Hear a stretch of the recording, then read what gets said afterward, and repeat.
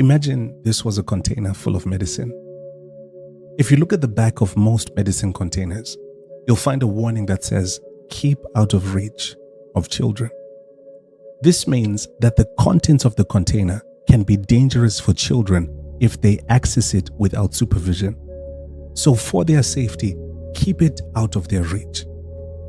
In the same way, there is certain knowledge that God never wanted us to access as human beings. Not because he's afraid that we'll become like him, as Satan suggested to Eve in the garden, but instead because accessing this knowledge can be harmful to us. Deuteronomy 29 verse 29 says, "The secret things belong to the Lord our God, but the things that are revealed belong to us and our children forever, that we may do the words of this law." This means that there is knowledge that God gives us, and he reveals it to us to help us fulfill his will and progress in our lives. But then there's knowledge that's explicitly for God's knowing. It's not for us. That's why it's called secret. It's not meant to be known by us. Just as God never intended for Adam or Eve to know what evil was.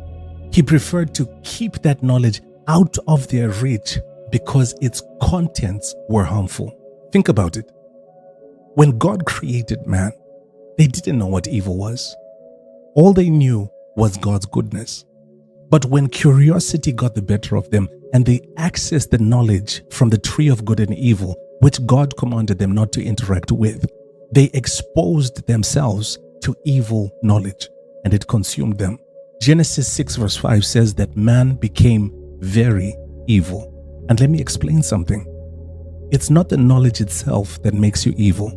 It's what it exposes you to. There's a question that God asked Adam after he ate from the tree in Genesis 3 verse 11. And this explains what happens when you interact with unsanctioned knowledge. He asked him, "Who told you that you are naked? Have you eaten from the tree which I commanded you not to?" The term naked means without a covering. So when you indulge in knowledge that's foreign to what God said, you expose yourself spiritually by removing yourself from the covering of God's word. And when you expose yourself spiritually and you operate outside of the parameters of God's covering, you become susceptible to deception. If God reveals it to you, it's to progress you. But if he puts it out of your reach, it's for your protection.